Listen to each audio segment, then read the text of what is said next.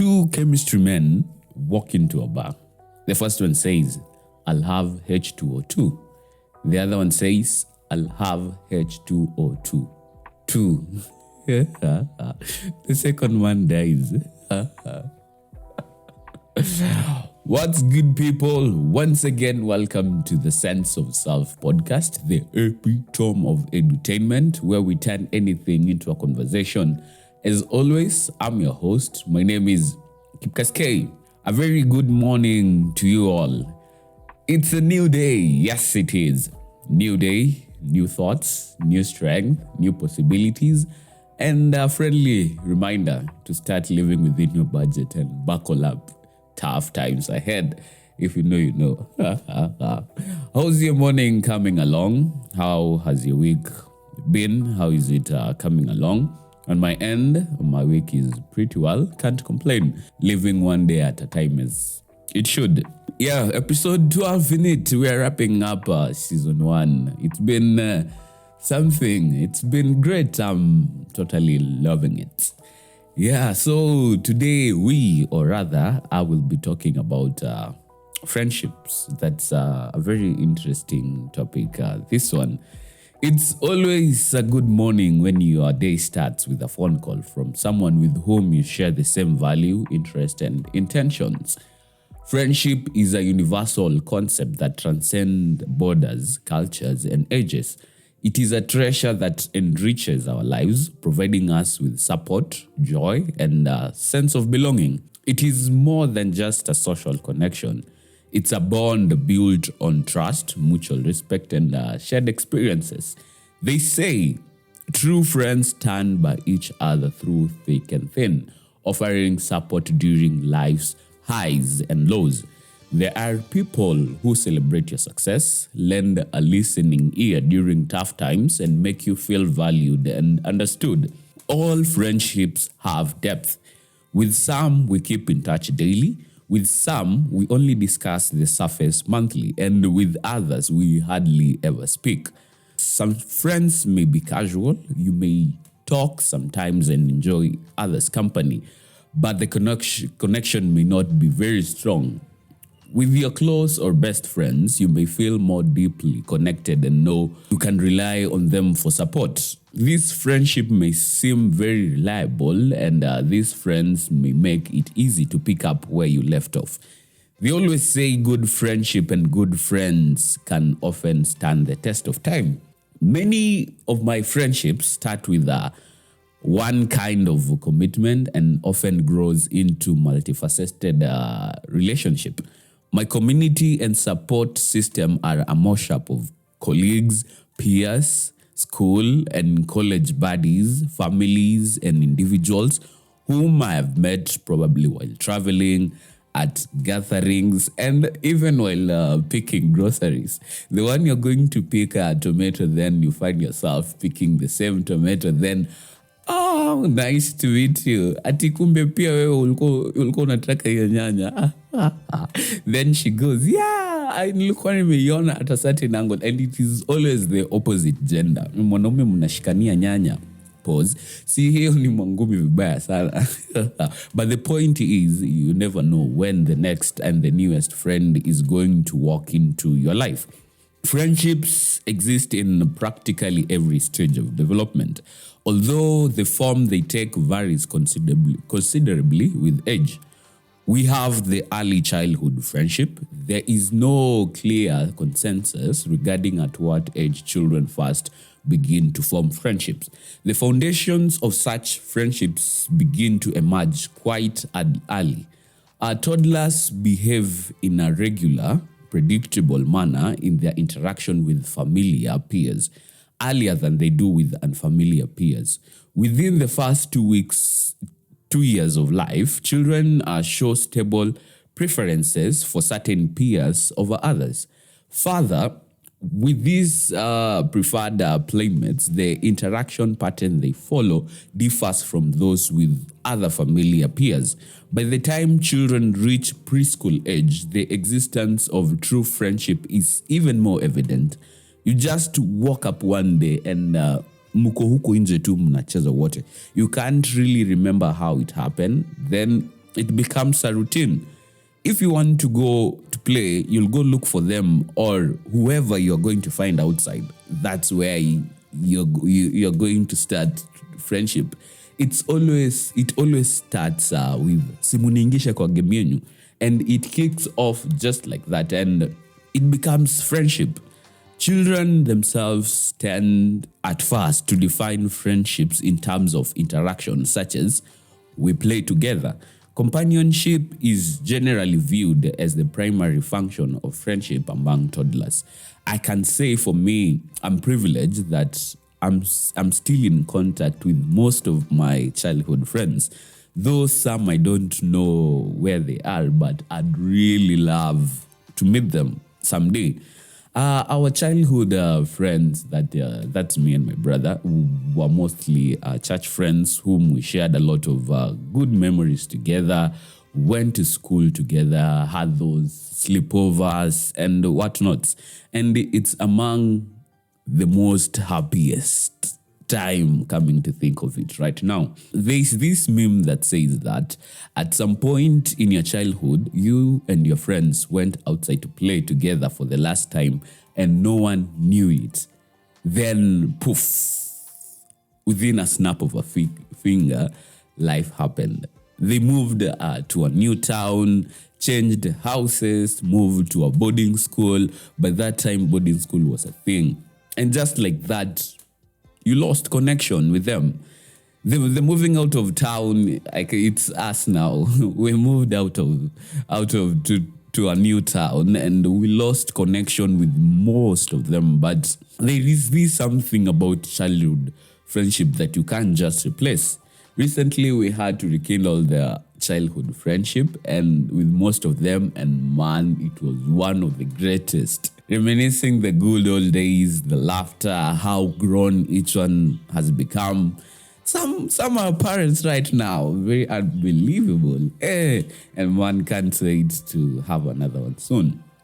Someone said that with childhood friends, there is no need to worry about whether they trust or not, and whether one can trust them or not, because the best thing is the childhood friends started trusting each other from days when they didn't know what trust means. Now we come to the middle childhood friends, or the teenage friendship. This is mostly the primary school and high school friends thereabout. Some research suggests that there is a greater similarity between friends on characteristics that are high in reputational salience. For example, school-age boys tend to be especially similar to their friends in aggressiveness. Children at this age are developing increasing independence from their parents, and their relationship with friends may be somewhat less dependent on parental involvement than was in the case in, let's say, early childhood. Children may spend more time with their friend outside the direct supervision of an adult. Coupled with the social and cognitive advance of middle childhood, spending time together with a friend may promote the development of shared intimacy, which frequently takes the form of a shared secret and becomes a defining feature of friendship for children at that age. The friendship here is more stable over time than the friendship in early childhood, yet typically less so than the adult friendship.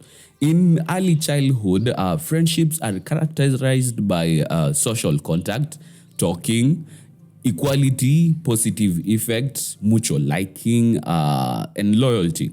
Friendship in middle childhood are defined in large part by shared activities. The concept of a friendship as transcending shared activities and having continuity over time emerges more fully. By middle childhood, friendships are frequently more complex and more similar to adult friendship than are to children earliest friendship. Loyalty, shared values, and shared rules become important during the school years, and shared interest, empathy, common understanding, and self-disclosure gain increasing importance by adolescence thereabout. As I had said earlier, that for me, I had the privilege of going to school with that's primary school with most of my childhood friends until we had to move to a new town and change of schools, starting afresh and making new friends took a toll on me. It didn't turn out well, and it was a very, very difficult task because of the change. The friends I got, who up until now we are still in touch from primary school, I think are not more than 3, I presume. Then there is high school. I think this is where you just become friends with someone because you see them every day, not because of similar interest or something, but there are those whom you shared a similar interest and resonated with them. And those for me were still in touch, and that bond, that brotherhood is still there as much as we don't talk. But I believe when we meet, we will kick it off instantly. There are those friends who we were so close in primary school, and we happened to go to the same high school. And it's very interesting how the bond we had during primary didn't continue. They became someone I knew who we were studying together in primary. I think it's because of the interest and how you're starting to find friends which almost friends with almost the same similar interest. And in high school, at least there is a bit of diversity. In high school, this is also the stage where adolescence kicks in for most of the people. Someone said that adolescence marks a critical period in the development of friendship. A variety of factors such as growth in cognitive capabilities and striving for increased autonomy from parents contribute to the formation of close friendship in adolescence. This is where you begin to develop many friendships that are more specialized in nature. For instance, you may have friends with whom you engage in particular sports and other friends with whom you participate in the same school, club, or activities. Adolescence friendship also tends to be distinguished from friendship in early and middle childhood by the establishment of friendship with the other gender peers. In early and middle childhood, the vast majority of friendship are formed between same gender peers, and many children do not have the other gender friend. I remember my brother crying when he was in primary because he was told to sit with a girl. A typical Kelong. So in adolescence, most friendship are still okay. So in adolescence, most friendship are still with the same gender peers, but most adolescents have one or more other gender friendship as well. Such friendships have many of the same function as same gender friendship, but they may be differentiated from same gender friendship in some respects. For instance, opposite gender friendship provides opportunity of learning about the other gender and obtaining the perspective of the other. Hapo sasa ndio unaanza testing skills za kukatiana nini kurusha ngeli moja mbili. Yeah, now coming to the adulthood friendships.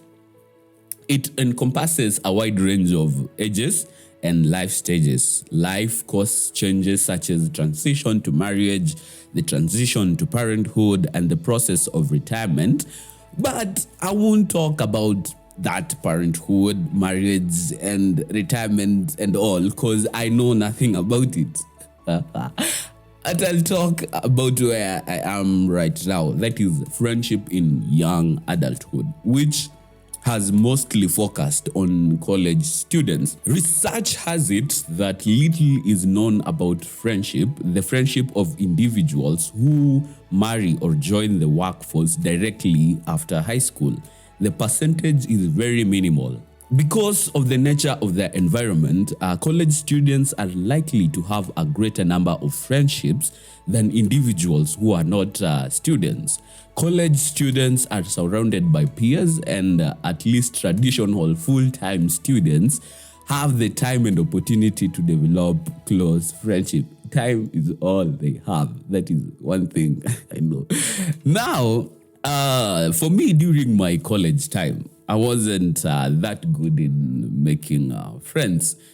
The I wish I had met you earlier person. Hey, I was a very boring person. Yeah, if you had met me earlier, I was a very, very, very boring person. I had only 3 close friends whom we shared a lot of experiences and memories, and we are still tight, till now. Yes, I had other friends, but we weren't that close. We couldn't share some common interests together, especially from someone who keeps quiet, who doesn't talk. It's very hard to find friends whom you share common interest. The first friend I met him during admission. We were in the same school, so I met him during admission. Then he happened to be a roommate. Then he happened to be a course mate. We were doing the same course, and we both played basketball. Definitely, that clicked. We clicked at that moment. My second friend came during my second semester. The friend I had shifted to a new room, and I usually go there to chill. So I had gone there to chill once again, and I met them watching some series. One of the best shit ever. And actually it was a very, very old series, and I was like, you guys haven't watched this one, and that's how our friendship, that's how we became friends. We pushed together through this life to Liscoma number. Yeah. Tuliscore number vizuri, and we made good memories. We did a lot of activities, both interesting and non-interesting activities. We had those low moments and we had those high moments together. My entire college, I've learned through their poor and irrelevant decisions they made during that time. This a whole lot of stories concerning the poor decisions they made. So for me, I just learned from them that whatever you do in life, don't do as this person did. Whatever you do, they made very poor decisions. And coming to think of it right now, that's how life is supposed to be enjoyed. You can't follow everything by the books, and life wouldn't be interesting. There's a whole story of its own, and one of this fun time I'll go find them. We record an episode. You're not friends with your friends if your friends haven't cut you off. Yep, they did that. Wanakosana, they obviously, you take a while guess and think mbona wanakosana. Not because of fighting or this just one thing. Something must kill a man. What wanakosana because of a girl, and I'm the collateral damage. I can't talk to one because they're not in good terms with the other one. I can't talk to another one because they're not in good terms with the other one. Bitch move those.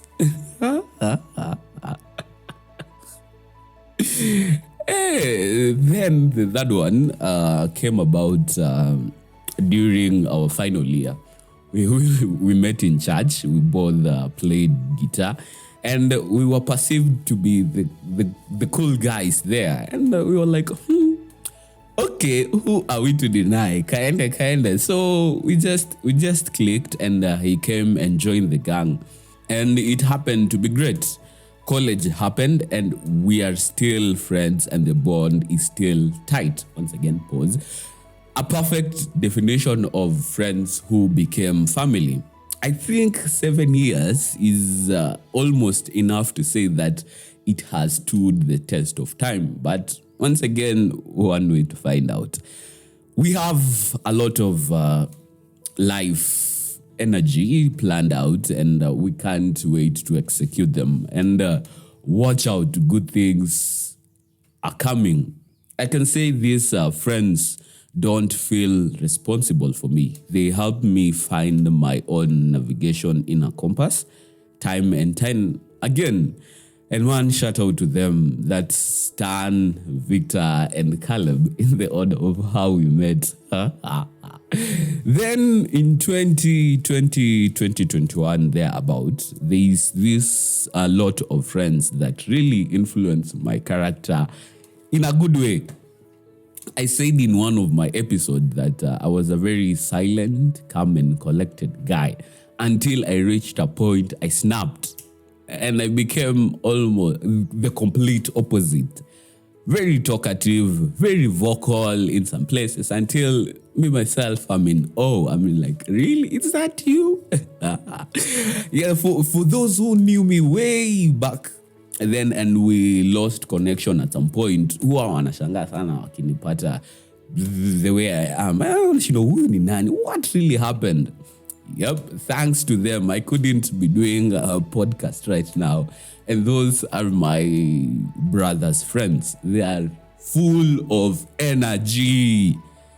Damn, that you just envy them. Hey, they really made an impact, positive one. And once again, shout out to them. I can't mention all of them.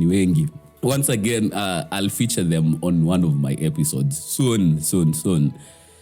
This guy was saying that we probably don't know if any of what we do matters in the end. But I do know what matters is the people we hitch ourselves to and the inedible mark they leave upon our very being. Someone asked, which is more important, the journey or the destination? The other replied, it's the company. Acquaintances are quickly made, but it takes time to build an authentic relationship. Real friendship is like a good rocks. The longer you cook it, the richer in color it gets. Friendship is reciprocal. It has a beginning and sometimes an end. As our lives change, so will our cycle of friends.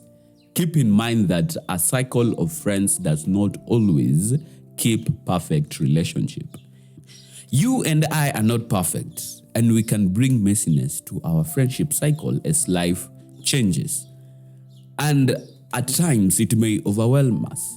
The beauty of true companionship lies in knowing that when one friend flutters and struggles, the other friends are there to pray for them and support them through a situation. We get to experience many new worlds because of friends. Scripture has many stories of friendships across generation and cultural status. Consider the love and loyalty between David and Jonathan in 1 Samuel. The counselor-mentor relationship between Timothy and Paul in 2 Timothy. The faithful servitude, a relationship between Naomi and Ruth. The unified and faithful productivity of Moses and Aaron in Exodus. And the in production ultimate story of sacrificial friendship between Jesus and you.